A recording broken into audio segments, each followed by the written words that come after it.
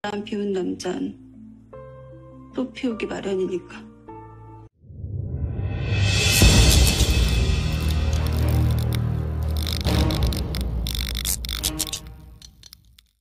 Hai saya, balik lagi bareng Sarjana Bioskop, bareng Sidik Rahman seperti biasa. Kita bakal ngomongin drama Korea The Words of Marriage episode ke-10 kali ini.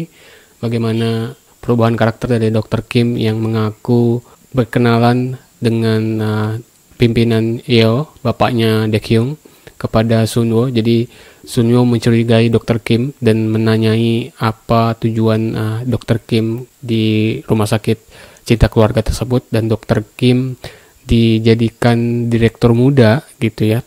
Yang tadinya direncanakan Sunwoo, malah si Dr. Kim yang ditunjuk oleh pimpinan Yeo. Nah, Sunwoo marah gitu ya, tapi ternyata Dr. Kim bilang bahwa dia sebenarnya ingin membantu Dr. Sunwoo, tapi awalnya memang harus mendekatkan diri kepada pimpinan Yeo karena biar tahu gitu apa yang direncanakan pimpinan Yeo ini kepada Sunwoo gitu, biar tahu lah. Jadi saling memata-matai gitulah si Dr. Kim ini. Mudah-mudahan Dr. Kim tidak bohong dan Dr. Kim tulus membantu Dr. Sunwoo gitu ya, mudah-mudahan. Jadi biar ada backingan gitu, Dr. Sunwoo nggak sendiri-sendiri banget. Terus ada Hanseo, pacar atau mantan dari In-kyu, di mana Hanseo memberitahukan kepada Dr. Sunwoo bahwa In-kyu mengajak Hanseo untuk menikah gitu ya. Ternyata Hanseo masih baik sama Dr. Sunwoo gitu, masih memberikan informasi kepada Dr. Sunwoo. Hanseo ini ternyata pengen pindah dari kota tersebut ya, terus menuju stasiun kereta api, di mana di sana ditemanin sama Dr. Sunwoo. Dr. Sunwoo juga mengasih sebuah shell dan ternyata ketahuan sama si In-kyu. Jadi In-kyu mengejar-ngejar si Hanseo di stasiun kereta tersebut, terus dia melaporkan kepada Teo bahwa ternyata si Hanseo direbut oleh si Dr. Sunwoo gitu. Jadi Teo juga on the way ke stasiun kereta tersebut, dan Teo sepertinya kesel sama si In-kyu karena In-kyu terus memeras dia gitu lah, minta duit terus. Itu sampai ketiga kalinya ini memeras si Teo, sehingga Teo tuh berniat untuk membunuh In-kyu, dan didengarkan tidak sengaja oleh Dr. Kim yang menuju kantor si Teo. Jadi menuju ending episode 10 itu menegangkan sekali, di mana kejar-kejaran di stasiun tersebut. Terima kasih sudah klik video ini. Jangan lupa guys, klik tombol subscribe karena itu gratis. Dengan subscribe kamu support channel ini terus untuk upload hampir setiap hari.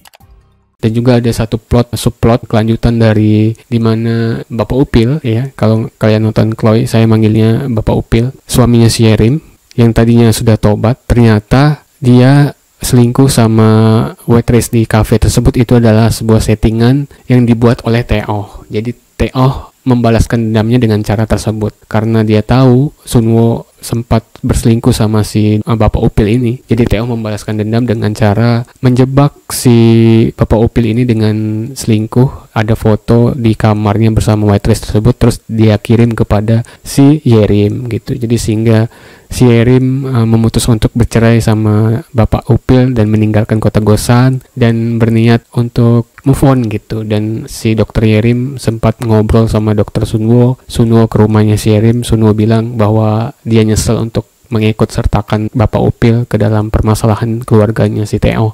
Jadi Teo ini jahat sekali gitu, untuk membalaskan dendamnya dia mengorbankan semuanya teman dekatnya, juga untuk mengusir Dr. Sunwoo. Juga banyak sekali agenda-agenda yang dia rencanakan gitu, termasuk di ending nanti ya. Ini prediksi saya untuk episode 11 juga.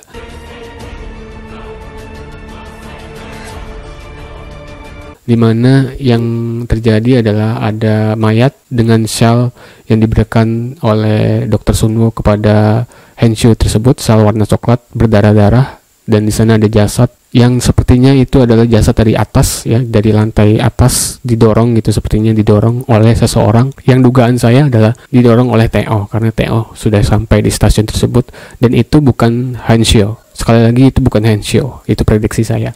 Itu adalah si In-kyu itu sendiri, karena si Teo bilang setelah menutup teleponnya, setelah In-kyu nelpon Teo, bahwa Teo ingin membunuh si In-kyu. Jadi yang didorong dari atas tersebut oleh Teo adalah In-kyu. Nah, Tapi di stasiun tersebut tidak ada CCTV, jadi tidak ada bukti yang pasti. Sehingga yang dicurigai adalah Dr. Sunwo nanti di episode 11. Dr. Sunwo yang dicurigai oleh polisi.